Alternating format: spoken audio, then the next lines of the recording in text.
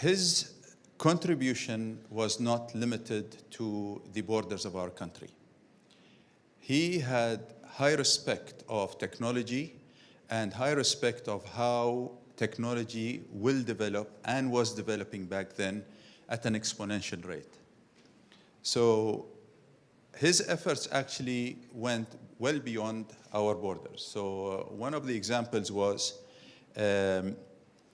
a project that was initiated in Chad's remote Bahr al-Ghazal region. It's an agricultural area producing cotton and groundnut. Sheikh Zayed had instructed that solar-powered pumps to be installed in 20 sites across this area, bringing water to the surface for communities that suffered water scarcity. Of course, at first, the local communities discounted this and were not very optimistic about it, but later on, it proved to be life-changing for them. Similarly, in 1998, and if we look into Mongolia, Sheikh Zayed instructed that there would be a hydropower scheme formed, and this ambitious project had major socio-economic development impacts and proved sustainable energy is a viable solution for the future to come. The project basically included the construction of a dam, and the total installed capacity was around 11 megawatt, meeting nearly 90% of the energy demand of the adjacent provinces. Ladies and gentlemen, Sheikh Zayed had a vision that the UAE could become a role model and a living example of sustainable development. That vision is today's reality, and that belief has proven to be absolutely correct. He committed his nation for more and better, and the UAE delivered both locally and internationally. Within just 5 decades, a very young country when you compare it with other global countries. Our population surged from 345,000 in the year 1971, the year of the country's formation, to 9.5 million today. We are one of the fastest growing economies. Our GDP grew exponentially from 6.5 billion dirhams in 1971 to 1.62 trillion in 2022. And we plan to almost double that by the year 2030 to 3 trillion dirhams.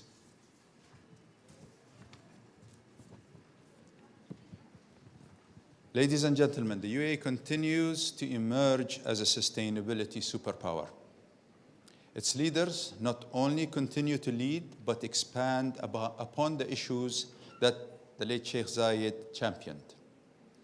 The UAE now is a prominent global player in the energy transition as one of the world's largest investors in clean energy, a global leader in pushing down the cost of renewable energy, the permanent host of the International Renewable Energy Agency, and the home of 3 of the largest in capacity and lowest in cost solar plants in the world.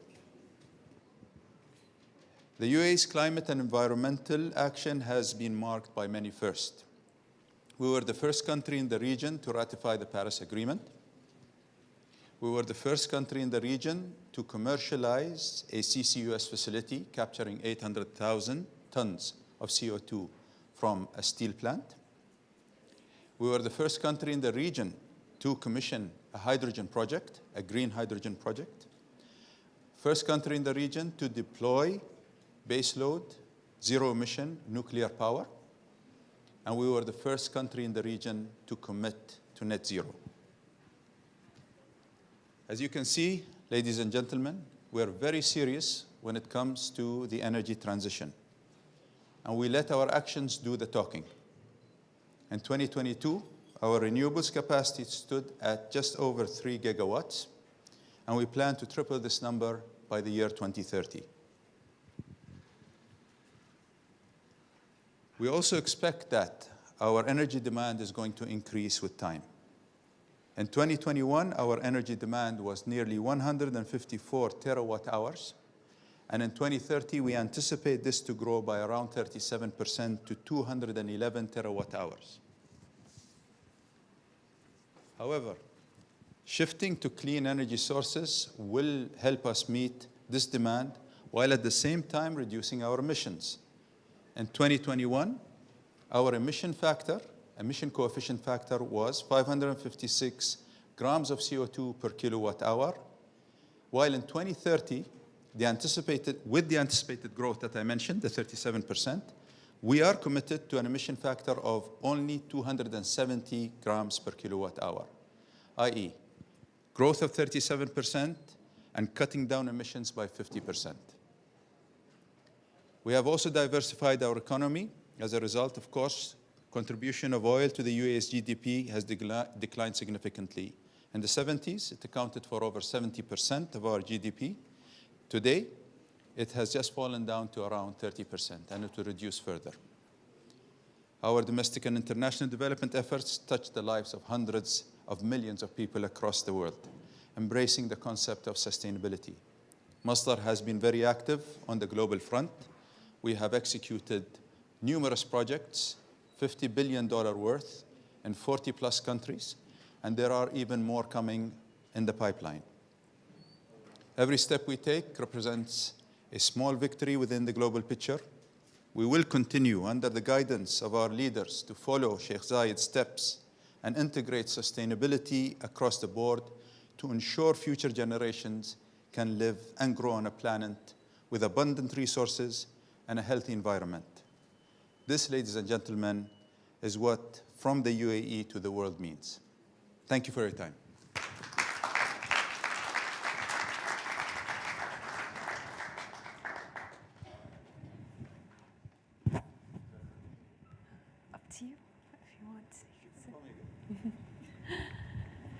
Thank you so much, Your Excellency, for those amazing insights. And I mean, when we were ideating this session, we were thinking about how to ensure that this message from the UAE youth to the world is in a way received to them. And thank you so much for phrasing it in your way. I mean, I was very inspired personally by it, and I hope that all of you guys are very inspired by that message as well. And it's always also very inspiring to see how, as a very young country, as the UAE, Sheikh Zayed started this legacy of sustainability, and it's always very heartwarming to just imagine how he would be proud of us as the next generation, as the coming generation, as we're leading the way of his vision. And now I'd like to call on our amazing speakers today with us, Ms. Gauri Singh, the Deputy Director General of IRENA, and Ms. Janka O'Brien, Director of Sustainability at Emerson, and His Excellency Hisham Bedr, Assistant Minister for Strategic Partnerships and Excellence and Initiatives from Egypt. Welcome to the stage.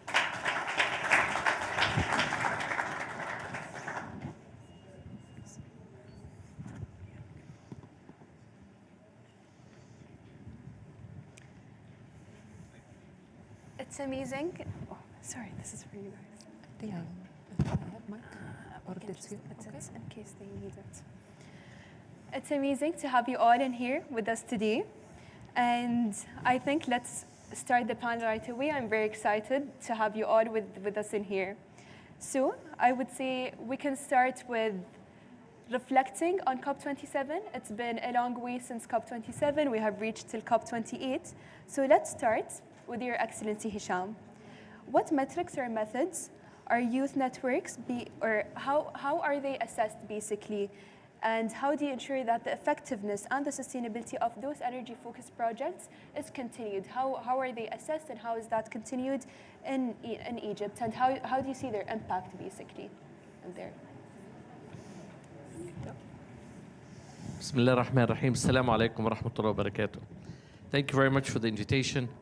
And I cannot start my presentation without giving homage to my friend and thanking him for his speech, because the Sheikh Zayed is not only a symbol in the Emirates, he's also a symbol in Egypt. You have a whole city in Egypt named after Sheikh Zayed for all the bridge of friendship, of brotherhood that he built between Egypt and the Emirates.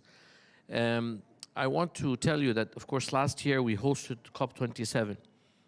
And the President Fattah al-Sisi put the fact that this would be a call for implementation.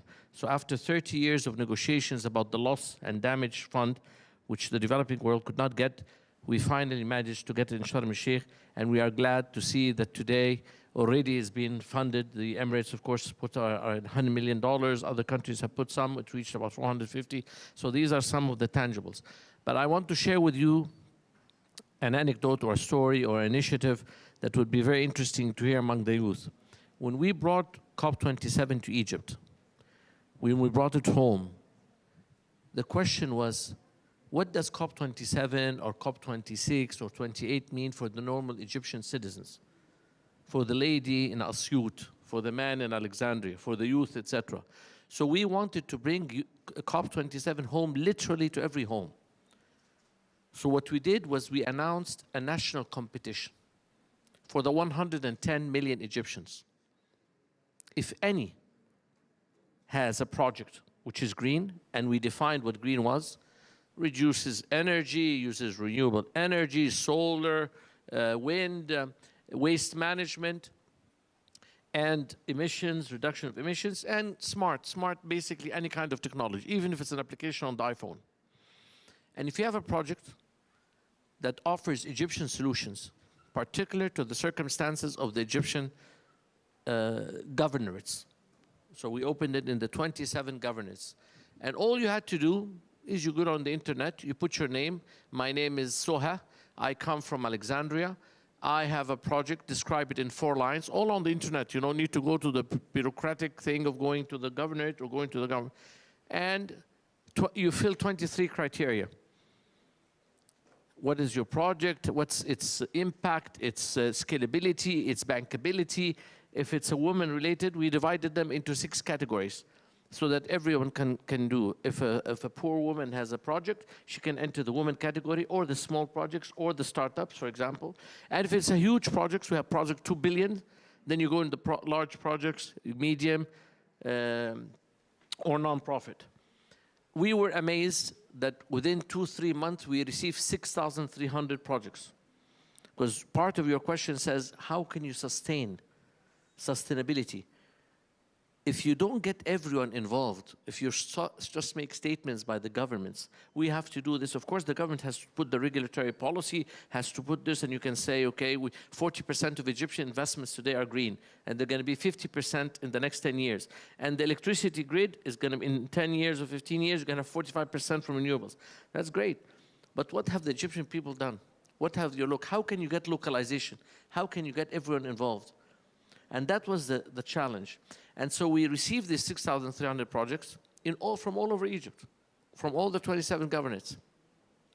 And then we established evaluation and training committees, etc., and picked 162 of the best, and then picked 18 of the winning projects, which was the crème de la crème of all these projects. The head of the selection committee is Egypt's champion on climate. You must have heard of him, Dr. Mahmoud Muhyiddin. And he is the head of the judging committee. I'm the head of the organizing committee of this initiative. And these 18 projects, which won, about 50% of them are women, a lot of them are youth.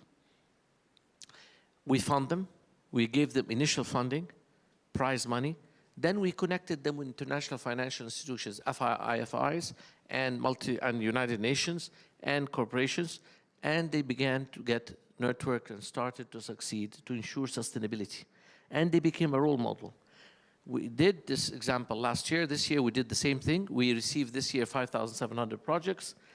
And people ask, okay, what have you done? What is give me the result of this? So I'll give you one example. One of the projects in the El Wadi Jadid in Egypt, which is a huge part of Egypt, he used solar energy and get water from the wells and planted a huge area with technology. He began with $7 million. In 1 year, this is $340 million. From 7 million to $340 million. The rest did not do as well, of course, is the best of the best, to be brutally honest with you. But 5 of them got international prizes in Switzerland, in the US, in Jakarta, in Singapore, etc. So this year, tomorrow, we are bringing the 18 winners of this year for you to see. Some of them done projects to save water from trickling and leaking from the water pipes all over Egypt. We found that we probably have water leakages in 15%. So with this technology and sensors, you can detect and see where the water would leak immediately instead of being dripping and leaking for time. And obviously water security is a big issue for the whole world, but a big issue for Egypt also. And so there are many other projects. So we have brought them here so that they can interact with all the investors and to make sure sustainability. We believe that we have reached in our media awareness campaign, also to answer your question, what are you going to do to make it sustainable? We've reached 18 million Egyptians through the activities, through the trainings, 56 sessions, 20 universities, 20 governments, 20,000 hours of evaluation, things which are concrete and which people feel as students and they are part of the process. So they don't sit back and say, what am I going to do? No, you have a responsibility. But the key is to change the bottom line, is to change adversity into opportunity. So it's not only about well-wishing about the environment. You can say, of course, we all love the environment, it's for our humanity, it's for our children, etc. But if you tell an ordinary citizen that says, I want to make profits, sir, I can't afford my meals. I said, exactly, that's why. If you don't make money, I will not accept you as a winner. You have to, unless you enter the category of the non-profit, then there's a whole set of projects there.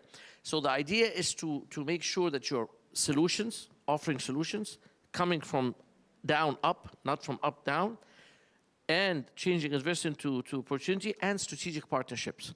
Strategic partnership with everyone, where the governance, where the people, the private sector, IFIs, investors come. But the most important strategic partnership is with who? Who is the most important strategic partner in this area?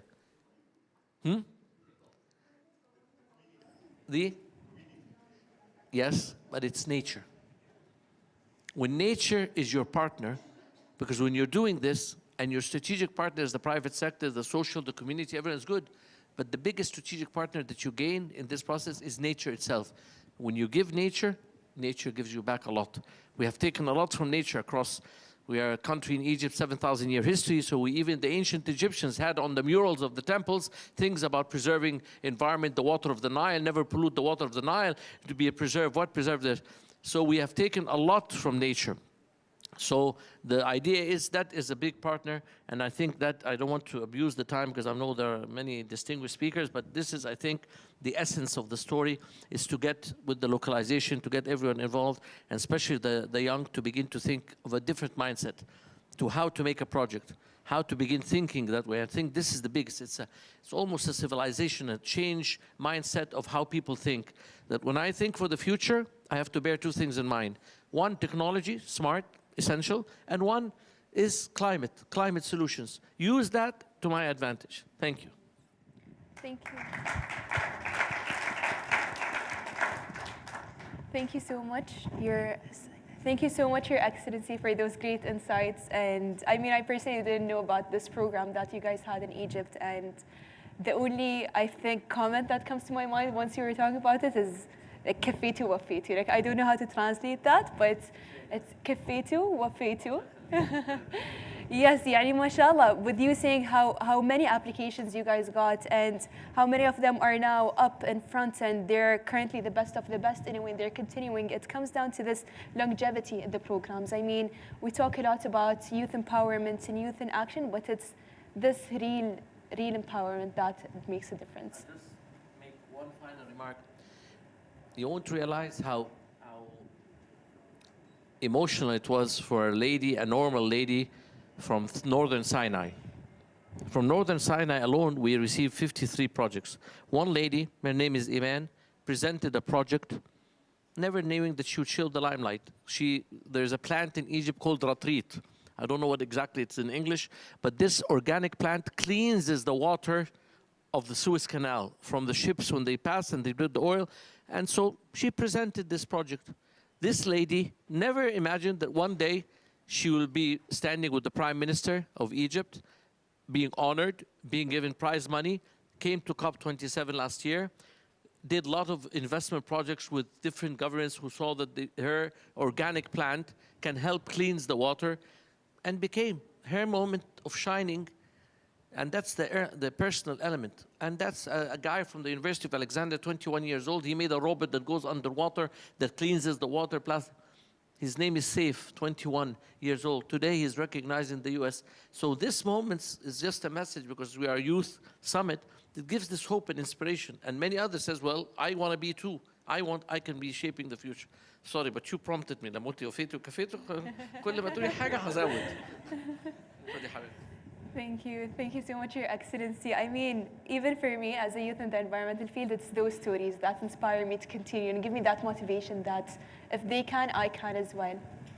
And on the topic of youth, I'd like to take it onto our esteemed speaker, Yanka O'Brien. And I want to know, like, why does Emerson focus this much on youth? I mean, we heard about the power that youth have, but from your organization perspective, why is there this much focus for youth and this much support in the energy transition for youth? Absolutely. Thank you. I'm not sure I have a couple mics, so I guess, I make it loud. So first of all, thank you so much for having me here. It's an absolute honor and privilege, and happy UAE National Day, the country that I call home for 4 years now. I was born in Slovakia, emigrated to the US, and then moved here, so I am an international citizen, I would say. But my heart always goes with innovation and technology. I grew up with technology. I grew up in climbing the most automated coker in the industry in the US. So I love technology, and I do believe that exactly what you were saying is youth and the young generation and these ideas and innovation they have, this is what we need. This is what we need in energy transition. This is what we need on this journey to accomplish what we are set to accomplish. So why we do that? Exactly that's why. So we have this practical implementation of all these innovation and technologies in these industries, in the industries across. And our company and private organization across work very closely with the government organizations, with the organizations such as yours, to assure that collaboration is there to come up with these innovative ideas. We put forward internship, right? We come and make sure that we, attract the talent out there. We put forward the financing to come up with the innovative technologies and ideas. And again, I really believe that the ideas are there, the financing is there, the willingness is there. It's just really putting it all together, And I can tell you, example, I have a 12-year-old son who loves basketball, right? It's all about the NBA, all about the basketball. And what he does, he has this game where he creates this avatar and puts these skills on and plays that and, incorporates everything into this game and creates his persona and develop the skills. So what he does, he really does the digital twin of himself, right? So when you look at it this way, already as a 12-year-old, he's using the digital twin, digitalization, in order to improve the efficiency of his performance. And guess what? That's what we can do all across our energy transition. Improving the energy optimization is going to help us reduce the carbon footprint across. So these small things around can really accomplish that movement. And we as a private organization are there to support this practical implementation.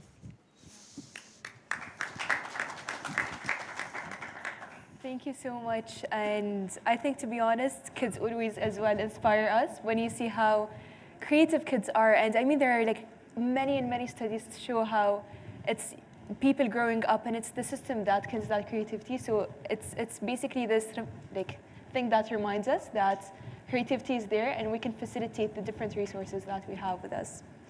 And now I'd like to move to Ms. Gauri Singh. You were with us a couple of days ago at Student Energy Summit, and it was a pleasure to have you there. But I want to hear from your perspective. You were there and you saw the energy, I would say, that youth had, that the youth in the summit had. So, from the perspective of Irina, what are the strategies and plans that are put in place to scale up the impact of those youth-led initiatives? Let me start by, first of all, congratulating the co-presidency for getting us to such a great start. And that itself has created a very different momentum for this COP. And of course, wishing everyone here a very, very happy National Day. With Irina, I have to say that it's been a journey. We started our journey with inviting many of the high school students to come and to help and volunteer during our assembly sessions. And we started seeing that those assembly sessions that they attended gave them a sense of direction in terms of what they would like to do in their life ahead. And many of them, I mean, I can see Lydia here, but there are many of them who've decided to take this as a opportunity to build their skills and be in the energy sector, the future energy sector. With that, then we got a lot of support from the UAE to expand this to, making it a very institutional mechanism that allowed us to bring, our last assembly in January brought almost 150 youth from all over. And we started seeing that there is this huge appetite in the youth to understand much more about renewable energy. I mean, they obviously had some broad idea, there was some interest, but we tried to give it a platform that got them the awareness in a very structured way, and to be able to go back to their country and be able to contribute. Also listen to what their governments and the policymakers of their country were saying at the assembly, so that they could reflect on how they could actually engage. Then one of the very important things for the way we do things at IRENA, whether it is with our member countries or with our constituency like the youth, is that we listen to them. And when you listen, then that's where, the next set of ideas come through. And we were then asked by the youth that we would like actually to have, to participate in training sessions and in building our capacity, because when we go and talk to decision makers in our country, or when we go and talk to policy makers, no one will take us seriously if we don't know enough. And that got us started with a very good structured training program that build their capacity, that build their awareness of what the various technologies of renewable have to offer, and what is the interface of renewable energy with their, their daily lives. Then again, there's the youth is, they're always pushing the envelope, and they pushed the envelope again and said, look, from amongst us, there are many entrepreneurs, there are many innovators, there are many people who want to take this as a profession. IRENA says that the jobs the numbers will grow. So, IRENA numbers say that the jobs today in renewable energy, which are about 13 million, will grow to about 38 million in 2030. So how is it that we can take this opportunity and create a difference? And that got us to also start a program where we got very good support from the UAE of the Next Gen Accelerator, which has allowed us to collaborate with venture capital funds and with the foundations that we are now organizing a very good mentorship program for the young innovators and young startups.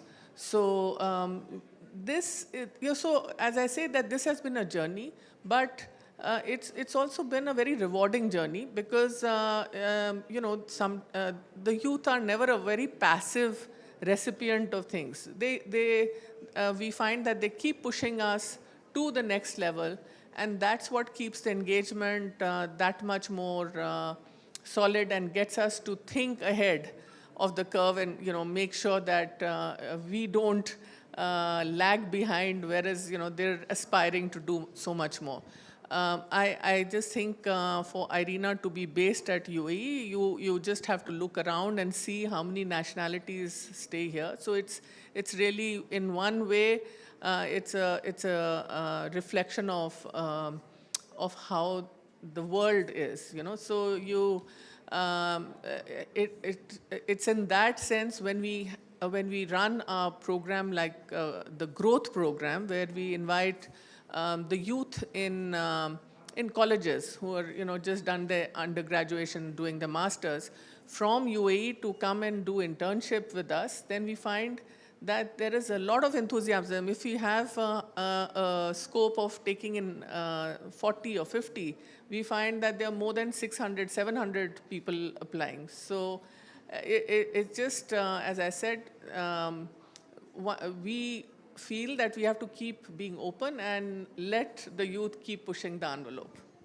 Exactly. I mean, as a reflection from my side, I would say with youth, it's the energy that is the key changing factor. I mean, the finance is there, the empowerment is there, and then youth would lead it with the energy that they have.